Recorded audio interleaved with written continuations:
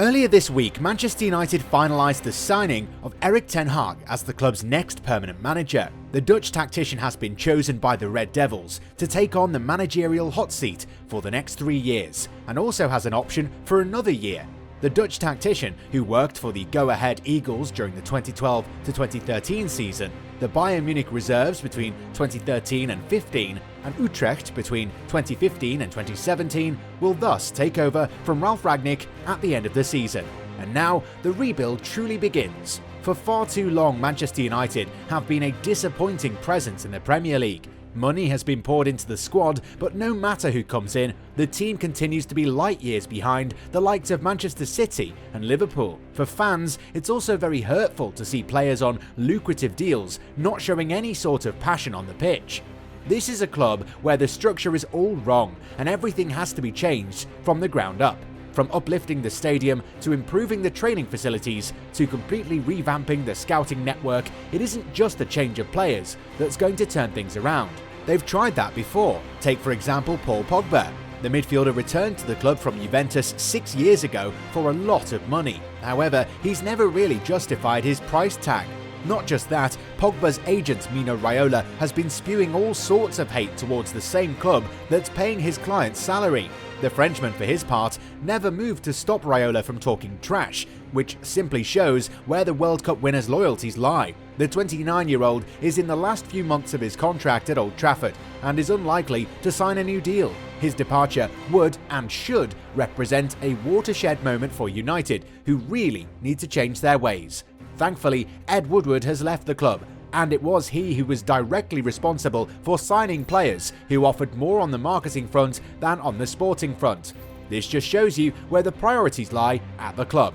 Now that Ten Hag is here, Manchester United fans will be hoping for a reversal of fortunes. And indeed, if you look at the Dutch tactician's career, there is a reason why there's a certain amount of optimism amongst the fan base. Since taking over Ajax in December 2017, the Dutchman has done some truly remarkable things. Beyond his spectacular and appreciable attacking style of play, or his ability to bring in and develop young players, he also won 2 league titles and led the team to a Champions League semi-final. The 52-year-old is set to end his time at Ajax with another league title. This news is cause for joy in Man United fans, who are beginning to get tired of the quality of football offered by Ralf Rangnick, chosen last November to take over following the dismissal of Ole Gunnar Solskjaer. The Mancunian management can therefore prepare more calmly for the future, while several projects await Erik ten Hag in the summer transfer window of 2022. As in midfield, with the likely departure of Paul Pogba, or even in attack, where Jesse Lingard and Edinson Cavani will fly to other skies, and where Anthony Martial and Marcus Rashford have also been linked with moves. The challenge is daunting for the native of Haaksbergen, who hopes to be the one who will finally manage to find a place in the shadow of Sir Alex Ferguson, in order to return Man U to their former glory. Perhaps plans are already in motion to embark upon a new era, which has to be that of prosperity this time around. United are expected to implement a lot of changes within the club. First of all, Ralf Rangnick will become an advisor to the club and will be helping with the recruitment strategy. Other things are also set to change, as the club has announced that they have parted ways with 2 chief scouts, Jim Lawler and Marcel Bout, who have been at the club since 2005 and 2014 respectively. In fact, Ralf Rangnick was not too happy with the scouting teams. Indeed, the German tactician was utterly bewildered that none of the scouts had done any work on Christopher Nkunku, who is scaling new heights in Germany with RB Leipzig. The French forward has been hotly linked to the move to Old Trafford, and those rumours started appearing only after the German tactician arrived at the club. Clearly, the scouts were more interested in maintaining their current network. Following the 4-0 defeat at the hands of Liverpool, it's become abundantly clear that the current group of players are simply not good enough. The setback was always going to have consequences. While the scouts have already been kicked out, the same goes for a lot of players. Whether it's a tabloid media or an outlet that is highly professional, one thing is unanimous: a lot of players at the club do not deserve to be there. An overhaul of the team is expected this summer, and that at least 12 players will be invited to leave in the coming weeks. Among them, we find Paul Pogba, Jesse Lingard, Edinson Cavani, Nemanja Matic, Juan Mata and Lee Grant, all at the end of the contract on June 30th. Then, the British publications have added 6 more players to that list. We find Phil Jones, Alex Telles, Aaron Wan-Bissaka and Erik. The 4 defenders will not be retained by the residents of Old Trafford, obviously not convinced by them. More surprisingly, the name of Marcus Rashford is also mentioned.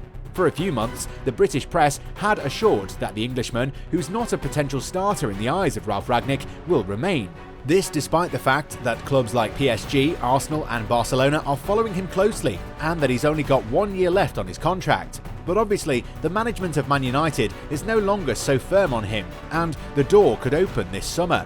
This will also be the case for Anthony Martial, on loan at Sevilla and whom Monchi wants to keep permanently. On the other hand, Donny van der Beek, tipped for a departure, will definitely stay at the request of the future coach Erik ten Hag, a coach who also recently decided about CR7, who is not in his plans, and could have about a dozen options this summer.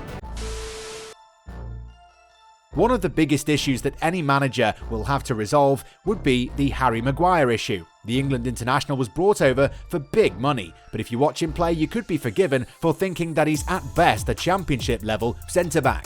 Throughout the season, Maguire has been at fault for several goals, and his inability to read situations makes things difficult for his teammates. During the game against Liverpool, he was caught ball watching on several occasions.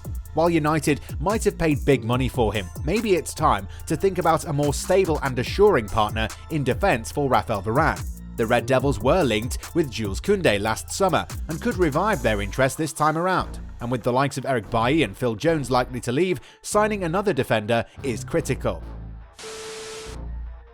United simply don't have a midfield conductor. All good teams have that. Against Liverpool, Thiago Alcantara showed everyone how it's done. The Spaniard was arguably the best player on the pitch, and United will really need a world-class midfielder this summer.